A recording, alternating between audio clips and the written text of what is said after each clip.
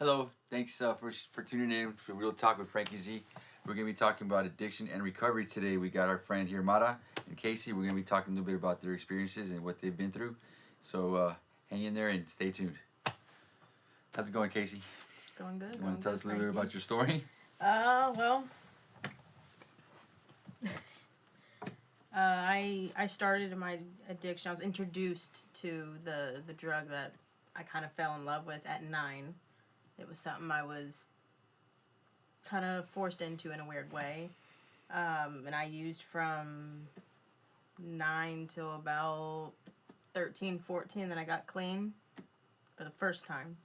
Got clean for the first time and found my serenity, found my peace with life, being clean. Didn't have the problems of the drug itself. I ended up relapsing after I got married the first time. That was a crazy marriage. That was a crazy marriage. You want to touch up a little bit on that? You marry your drug dealer. It's gonna be a crazy marriage. Wow. Yeah. It's gonna be a crazy one. Yeah. Oh yeah. That didn't last very long at all. I was by 16 divorced. How old were you when you got married? Too young. I was 14 when we first signed. Really? Yeah. Wow. 16 divorced. Best divorce ever.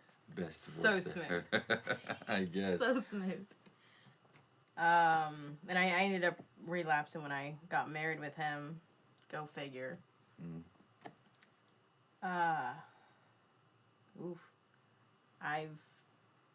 With him, we were living anywhere from a car to a street to hotels, motels. So a lot of my kind of coming into adulthood was out on the streets.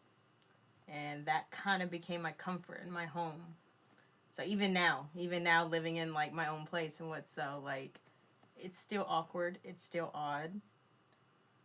But I ended up getting clean again I nudged from the judge, got on papers, and pretty much it was serve time or go to an adolescence program. Mm-hmm. It was like, well, kind of like my freedom. So, adolescence program. Well, tell me a little bit about your childhood. How'd you grow up? How was the dynamics in your home, like with your parents, your siblings?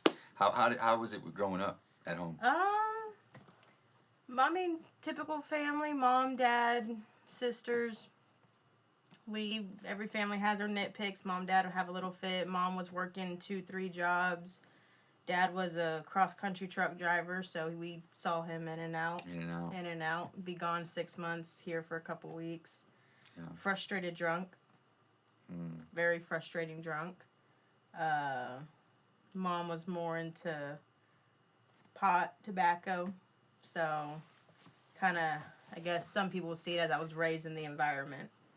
Yeah. We had an uncle who lived with us, so I'm very big on mental health for his factor.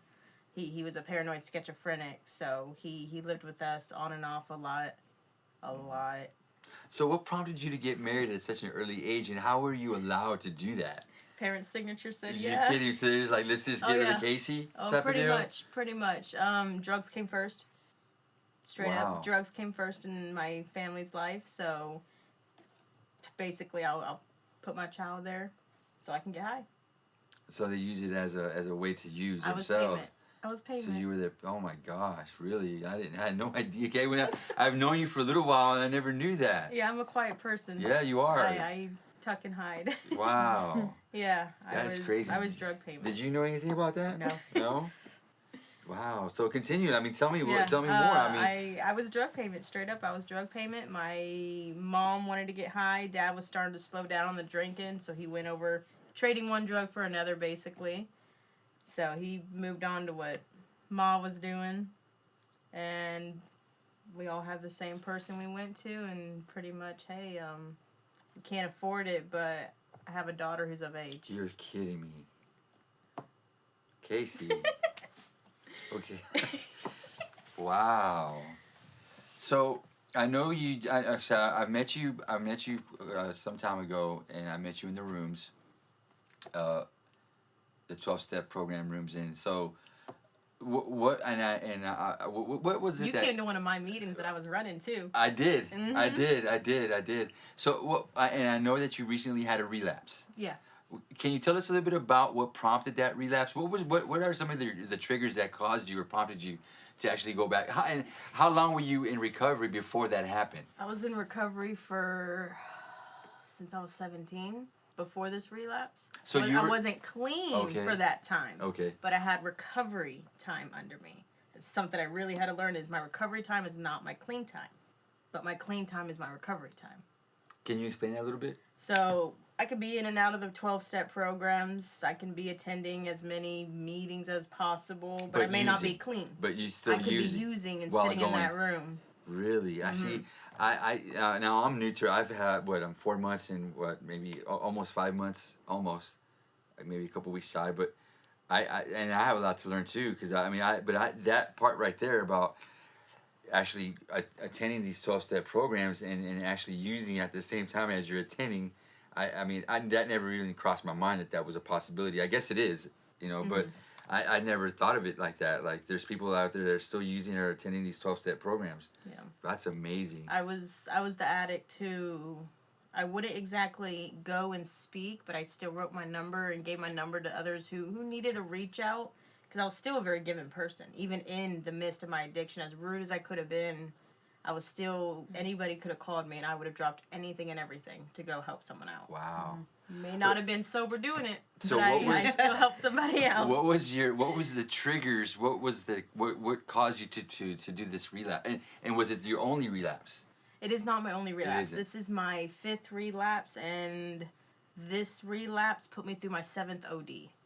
So I overdose. died at a gentleman's house that I was living with at the time, twice in the month that I was living with him and using.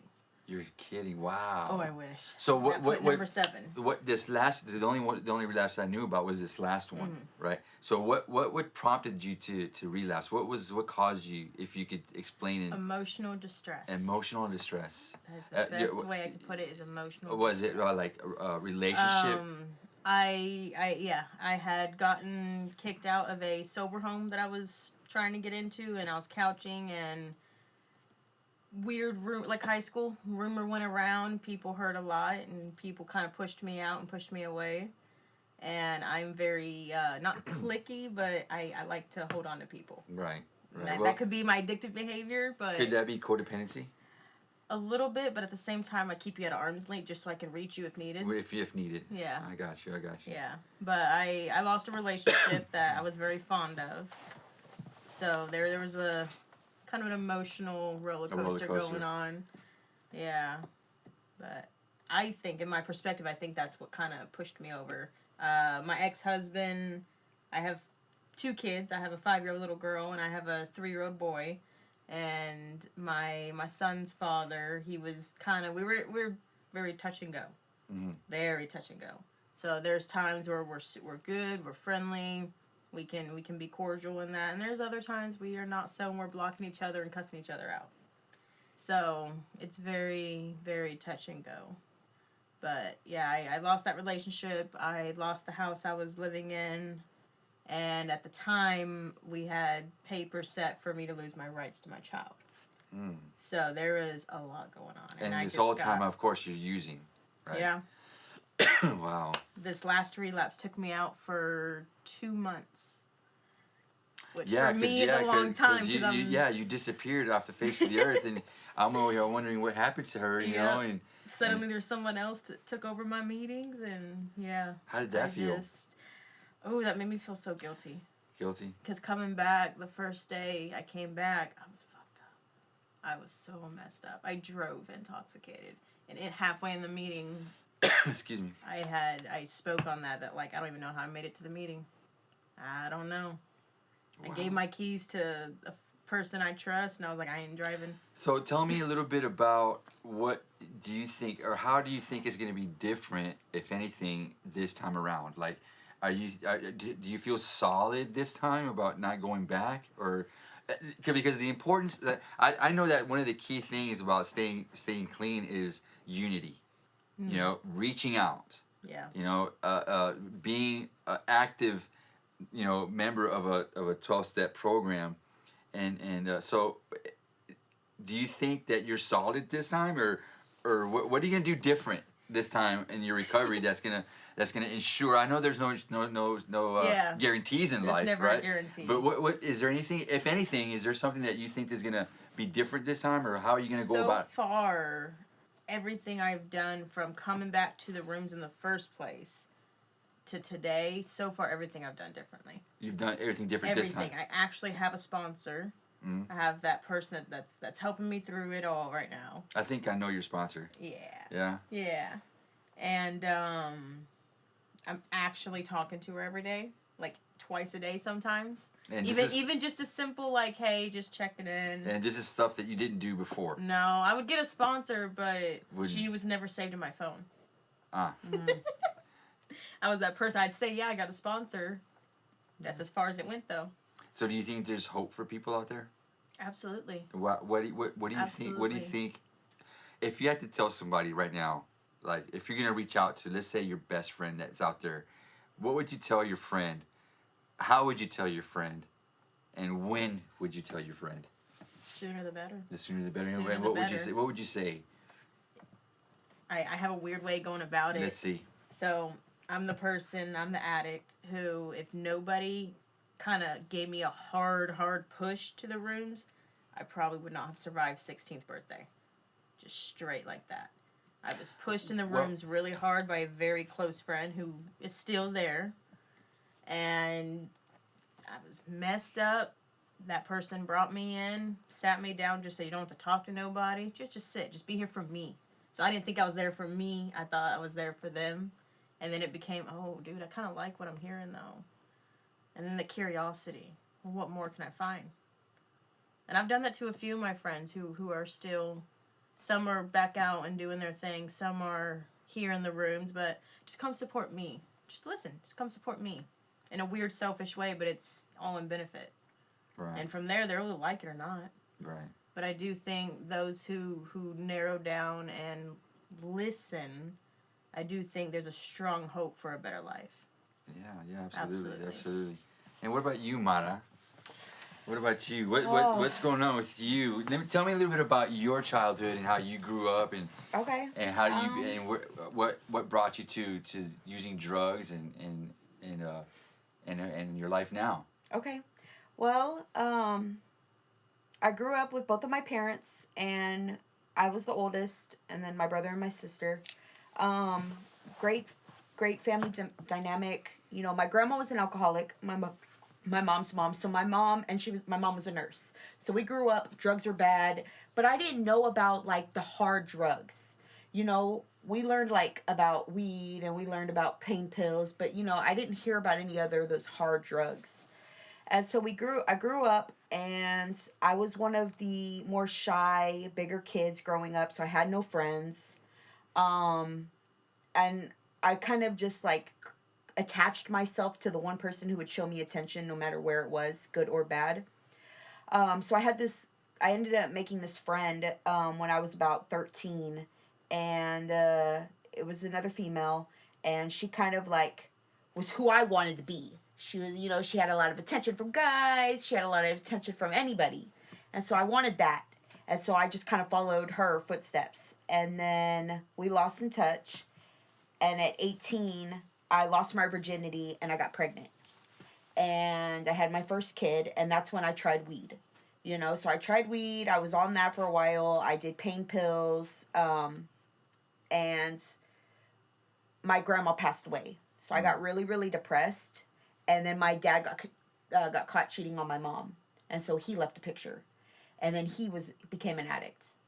And so I kind of followed in his footsteps. He was the fun parent. Mom was the strict one. So I would go to his house, and then he would give me pain pills and I learned how to manipulate at a very young age. And so I would manipulate him and be like, oh, you know, this hurts or that hurts, or oh, I'm depressed, or whatever it was. And so I was, you know, doing pain pills with him, smoking weed at his house, drinking at his house. And then a lot of enabling going on, huh? Yeah. So then I met this girl, and I I started dating her, and one day she came to me, and I kind of used her to take my pain pills and for her to watch my oldest daughter at the time. And then one day she came to me and she was like, "Hey, you're real stressed out with your daughter. Why don't you try this?" And I was like, "Try what?" She goes, "Try this line right here on the table." And I was like, "What is it?" And she was like, "It's meth, but just do it." And I was like, "Oh, no." Like, it took me about an hour before I actually did this. And man, everything that the depression medicine was supposed to do for me after I did this, I felt. I was outgoing, I was happy, I was funny, I was just like, all the attention was on me. And I was like, yeah, this is it. You know, this is what I've been craving for. This has been what I've been wanting. And little did I know that was it. I mean, my life was just, it was consumed by it. And it told me all these little secrets. Eventually, you know, like, oh, you need me to survive, and no one's gonna care about you like I do, and you know, you need me to take care of your kids, because how are you gonna wake up, you know, in the middle of the night when they're crying, you know, it just all this. And so I did it a few times with her, and then I was just like, you know, I don't know, you know, we kind of went our separate ways, and I started hanging out with my high school best friend again, and I found out that her cousin and his ex-brother-in-law was on it. And so I was like, oh, I used to do it, and I kind of got a crush on these guys, you know? So again, I'm back at it. And from 2015 to 2023, at December, so about July 2015 to December 2023, I was on it. I got pregnant in 2016 with my second daughter, and I stopped my whole pregnancy. Um, and then I left that guy in 2018 because he was very abusive. Um, he he beat me and my daughter at the time. She was a year and a half, and I had to go make a police report, and he went to jail. And still, because of the drugs and because I was in love with who beat on me, I stole my brother's social security debit card, and I did all these crazy things to, you know, for this guy. So my main thing was men and drugs, you know, or people. I just, if you showed me any kind of attention, I was going to adapt myself to you, and that was it. I was a little leech, and I was going to hook on, and, you know, that's all it took. So I did everything for this guy, and then CPS came in and was like, you need to be supervised around your two kids. You can't be alone with them. And then my mom's on my CPS papers. My sister's on my CPS papers. My stepdad's telling me inappropriate things. And I felt like I had nobody at the time. And so then I kind of just fell into drugs even harder, because everybody that was around me at the time that cared about me was doing drugs. We're doing drugs. So I just pulled those people in. And then so I went to 2 different rehabs when I was going through CPS. The first one was in Beaumont, and I went for 3 days before I told them I was going to kill myself. And that was just because I was 6 hours away from home, and I went in super intoxicated on more than one drug. And then they told me I had to be clean before I could visit my kids. And I was like, well, weed takes at least 30 days to get out of your system, so I'm screwed. Like, I can't see my kids for 30 days. So I went to a psych ward, a Beaumont Behavioral, hospital. And I was there for 3 days, and they sent me home. I got diagnosed with a major depressive disorder, and I went home. Okay, so a couple months later, I go to the next rehab, and I'm there for about 20 days, and I call this guy that I'm talking to at the time, and I'm like, come get me. My mom and my kids try to visit me, but I didn't have them on my visitors list, and I'm leaving. Because out there, I could see my kids. Even if I'm high, I could see my kids once a week. So he came and he got me, and I took off. And then I only had 2 months before I went back to court, and I had to have everything done before then to get my kids back. And I got high again. I was 53 days clean, and I got high again. And I went into the court, and everybody thought that everything was going great. And I went up to my caseworker, and I said, I need to sign my rights. And she said, Yeah, because I've got so much on you that you wouldn't see your kids till the day you died. And I said, I know. You know, I told her everything. All the drug tests I failed, everything. I told her everything. And she held my hand while I signed my papers. And because I couldn't do it by myself. And I went into the courtroom and I told my drug dealer at the time went with me. And I went in there and I signed my rights to both of my girls. I had the judge crying, the audience crying that weren't even there for what was going on. I had everybody crying. And so I talked to my oldest daughter once after that, and then her stepmom said, well, you're not allowed to speak to her ever again. You know, you're not good for her. You're not allowed to speak to her. And that was hard. That was really hard. And so I downward spiraled. Left the guy I was with from another drug dealer and got into a relationship with him. Went back to my my ex at the time and got pregnant. And I wasn't sure who the dad was. And I told him straight up, I said, it's either you or my drug dealer. I'm not exactly sure. And I used my whole pregnancy. This was in 2019, 2020. I used meth my whole pregnancy. And I had my son at 29 weeks. I got my placenta ruptured. And I got life flighted to Austin to have him. And my doctor knew at the time that I was using methamphetamines. And the baby came out looking like his father. And I told him right then and there, I knew it was yours. I was pretty sure it wasn't the drug dealer, you know. And decided to jump into that relationship full force. My mom got custody of my son. And he never, to this day, he knows like I'm his older sister. I never helped raise him. My mom got him straight from the hospital. So I have that bonding with him as a sister and a brother. I don't have it as a mom. My girls I raised to a certain time, you know, so I feel different with them. So then I left that guy because he got really physical abusive. And I tried to get clean and sober. And it would last a week. It would last 2 weeks. It would, you know, I'd go back and then I couldn't deal with the anxiety and it was just hard. And my dad this whole time was using. So he was the person I ran to.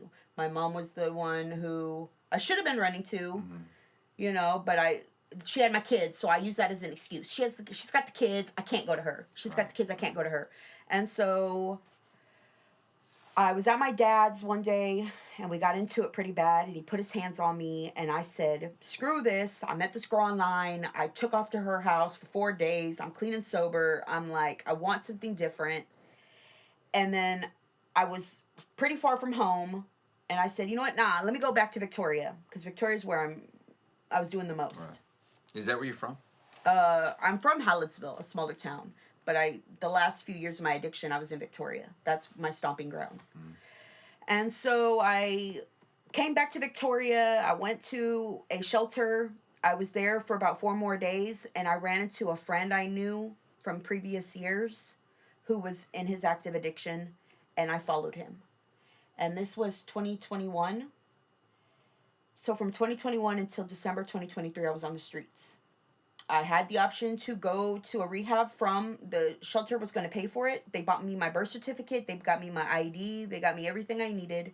And I chose to chase drugs and men. Tell me give me a little insight on your life while you were on the streets. What type of circumstances did you find yourself in while you were out there? So I've been in and out of abandoned buildings. I've been raped 3 different times, and 2 of them were under my choice. I put myself in a situation where I knew the outcome was going to happen. I've slept with numerous people. I've caught several charges. I could have caught several more charges. Couldn't keep a job. At one point, me and my drug dealer got together, and we had a dog who was murdered by the cops because he took off running. We both had warrants for arrest. I stole from everyone and anybody. Like, I was that one person out there, you don't blink around. And even if you were even if you didn't, I still was going to get you. I lied. I was manipulative. I was a victim. I was an ugly, ugly person on the inside. I did not care about you, but then at the same time I did.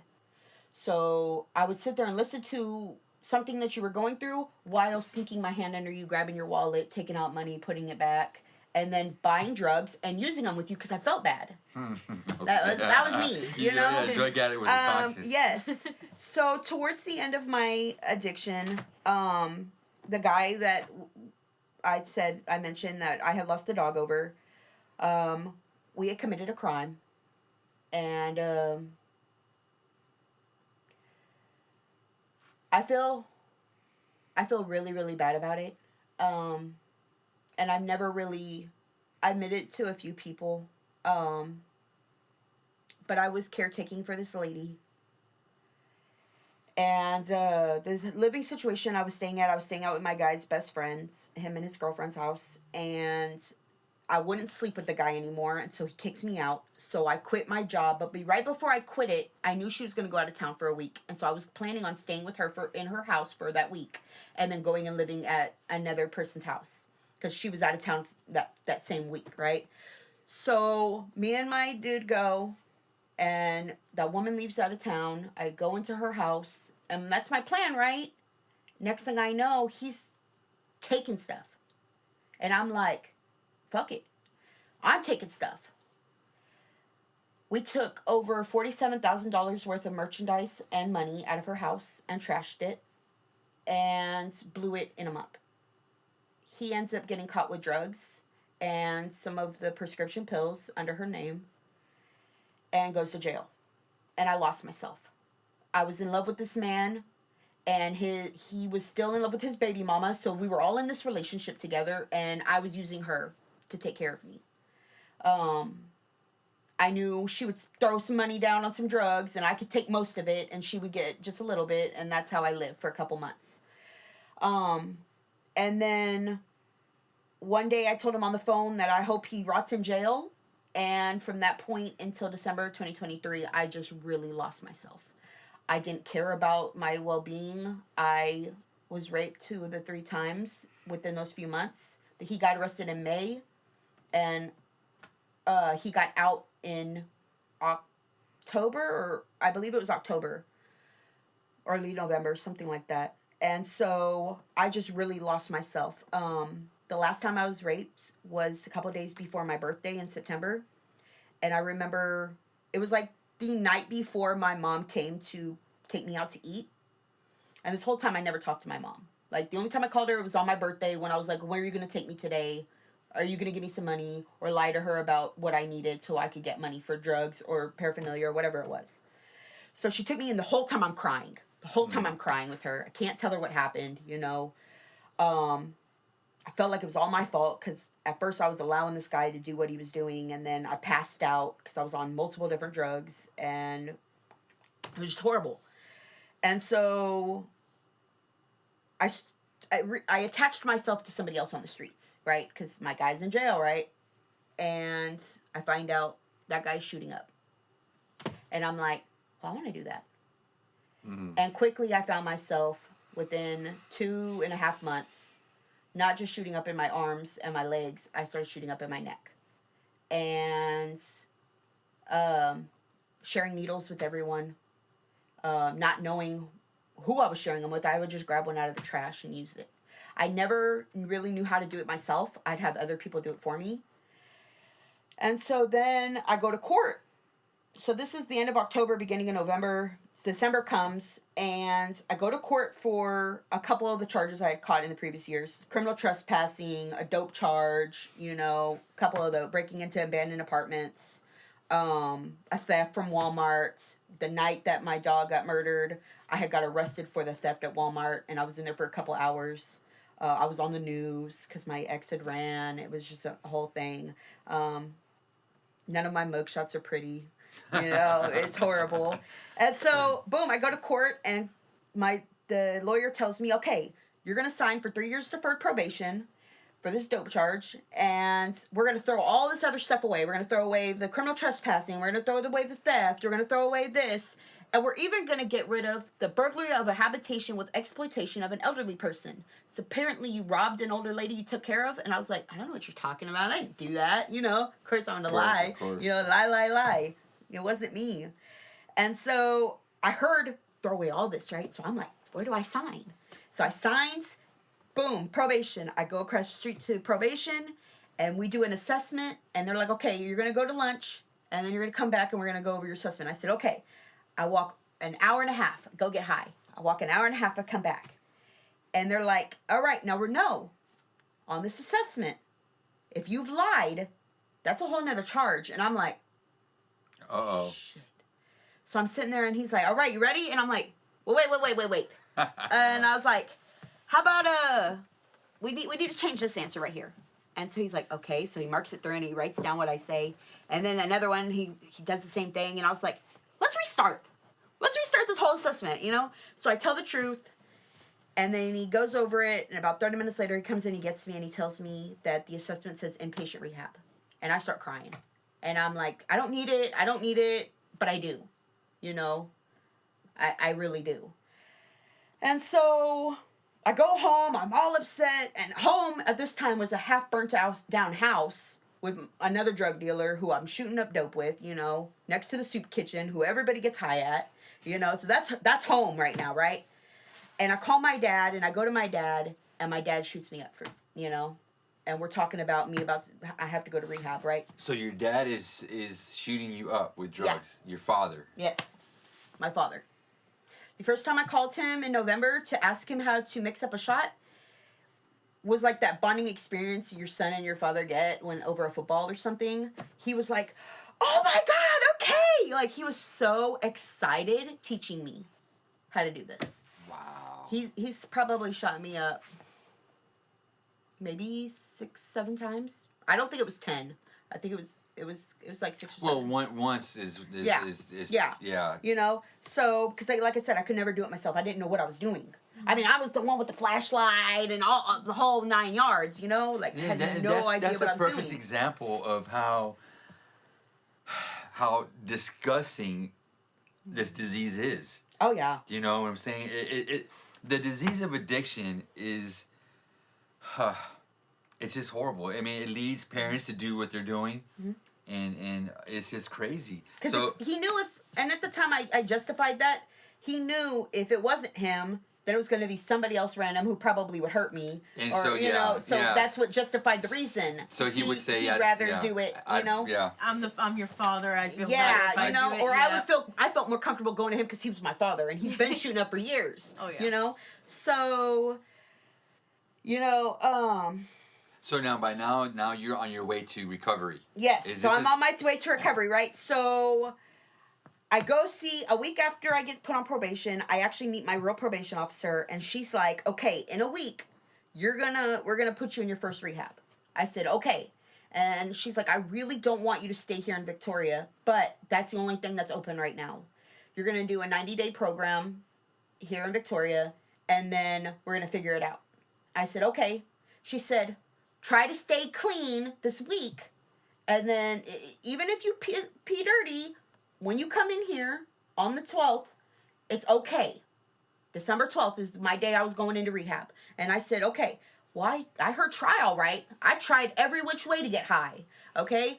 And I was that person on the floor, kicking and screaming, yelling at my friends, well, you're not getting high, why can't I get high? You know, like, I was angry to the point where I walked outside, and the first person I saw, I said, do you know how to shoot up somebody?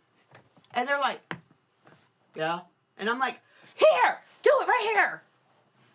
So I'm laying on the bed, I got a needle in my neck, and clearly they don't know what they're doing, but in my head, yeah, this guy probably is the best. And next thing I know, my neck swells up like this. And I've got one here, I've got one on my leg, I've got one here now, I got bruises here, bruises everywhere. And it's the morning of, it's December 12th. And I'm like, I just gotta go in high. I gotta do it. And my friend comes by and sees me like that, and he's bringing me bags of rice hot, you know, trying to, like, you know, bring down the swelling. And I'm like, I gotta be there at probation at 5 o'clock. Like, I can't look like this. Well, I did. I looked like that going in. So I go meet my probation officer, and she didn't pee. She didn't do a pee test. And I'm like, okay, cool. So I've never peed dirty for probation, ever. Wow. You know, so I go with her. She takes me to this place, and I'm like, all right. And it was like daycare. Like, you watched movies, like, we're watching the 40-year-old virgin in class. We're doing all this extra stuff. You're not even, like, really learning at this place, right? And it's co-ed. What's my other DOC? Wow. Drug of choice? Men! You know, like, hey! So, a couple of these guys are showing interest in me, and I'm like, I'm clean and sober. Why not? And my family comes visits, and this guy starts talking to me about it. Is that your daughter? And I was like, my mom adopted her. My mom adopted two of my younger two kids. And I'm like, yeah, that's technically my daughter. I don't have custody of her. And I get a write-up. I get 2 write-ups for talking to males. And they're like, my probation officer says you're getting unsuccessfully discharged. And you're going to jail. Because that's a violation of probation. And I said, oh, shit, at this point, I did not want to stop doing drugs. I was going to get high after I left all this. But I just didn't want to go back to jail, you know? So I'm like, my mindset is I'm 30 days clean now. I don't want to go back and use and go to jail. I already know where I'm going. Mm-hmm. So I immediately walk from there with all my stuff to probation, and I turn myself in. And probation locks me up, and I sit there 21 days. 4 days into this jail time, my probation officer comes and sees me and has me sign a paper. She doesn't tell me where I'm going, really. All I see is Corpus Christi, Texas on there. And I'm like, and something to the effect of 12 months. And I'm like, fuck, I'm going away for 12 months? Maybe I need it. You know, maybe I need this. So she has me sign at the dotted line. She tells me, you won't know when you're going. One morning you're going to wake up and they're going to be like, Mara, they're here for you. And I'm like, okay, cool. So I do 21 days, and then boom, I get pack your stuff, you're going. And I come over, and I do 9 months at a treatment facility here in Corpus. And while being there, it literally saved my life. I have learned so much about myself. I went in the doors thinking 9 months later I was going to go back and use, and I didn't. I got out exactly, it's because it's a 9 to 12 month program. So I got out exactly 9 months later. I had a job when I left. I went right into sober living. Because in Victoria, there's no sober living. There's none of this there. I've learned how to love myself. I learned all these things, all these tools. And then I learned about sharing my story to people. Right. Because if somebody like me can do it, mm-hmm. as somebody like some of the other people that I'm really good friends with now, that I'm trustworthy around can do it, anybody can do it. Amen. I mean, like, the things I was doing, the person I was is not who was sitting here talking to you. Right. And it literally, I'm 19 months and 2 days clean today. That's what's up. And That's what's I up. never, Mm-hmm. I was content with dying in my addiction. Yeah. Mm-hmm. Every time I didn't care. You know, like every time I put the needle in my arm, I was willing to die. Yeah. Every time whenever I drew up and I put that needle in my arm, I was willing to die. I didn't care. It was. I was hoping. Yeah, it's a possibility. You know, I was hoping that this was going to be my last time. Like, to put something to put us out of my, like, just put me out of my misery type of deal, you know? I was, you know, I remember joking around with people, you're going to bury me with my bong, you're going to bury me with this, you're going to bury me with that, The you know, I'm going to... stupid shit we used to say. I didn't care. Yeah. I was, and then my biggest thing I would tell myself, the reason why I wouldn't get clean was, well, I'm scared to die, so if I just stay awake, I can't die. That was like my permission statement for the longest. Fuck it, and I can't go to sleep or I might die. Casey, I know you have a couple of things that you went through too. So I mean, don't hold back. There's people out there that need to hear your story. So why don't you just tell me a little bit about what you went through when you were out there, boy. So yeah, because there's people out there that are going through the same thing that we've been through. So just a little bit. We don't have to get into a lot because we're running out of time. But why don't you just give us a little insight on what you went through when you were out there? From this last Yeah, relapse? Okay. yeah. This last relapse affected me very differently compared to the rest. Not just because there was ODs involved, just I already had the knowledge of recovery and sobriety.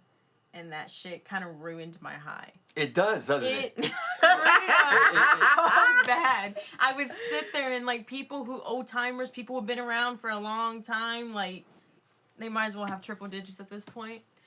But their damn voice would be sitting there while I'm getting high and while I'm doing lines and shit. And I'm just like, why? And I'd still have 12-step calls. Mm-hmm. I would still have people calling, hey, I'm like screwed up, I need a ride. I'd still be doing that service work. I'd still be, hey, I can help you get here, I can help you get there. I was still coordinating for sober houses. I was still coordinating for sober houses. And then it hit me that I'm doing this wrong. I'm not the type of hope that the newcomer, the people just coming in need to be seeing. Because I was no longer in the rooms. I'd already disappeared off the face of the earth. But I was still doing the personal relations side of stuff. I'm glad you reached out to me. I'm glad I remember who you were. Because, be honest with you, for a little while, I was like, wonder what happened to her. And then also, I just... I was there 100%, and then I was gone 100%. Yeah. Literally overnight. Yeah. And then overnight. you reached out, and I'm like, wow, man, what happened to her, you know? And I'm so glad to see you back. You look amazing.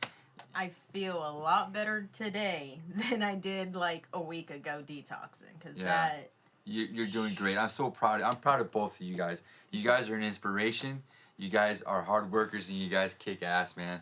And I was the kind of guy, I was the addict that walked around with a noose in my backpack. Just waiting for the right place and the right time for the right reason to just end it. I had no more family connections. Nobody wanted to hang on with me. I was just very pugnacious. I was just a bad guy to be around, you know? And by the grace of God, you know, I was able to just find a better way, you know? So, anyways, thank you guys for watching Real Talk with Franky Z. Now, remember, the most important story you'll ever tell is your own. Make it a good one. God bless you. And stay tuned because tomorrow we're going to have another one. God bless. Peace.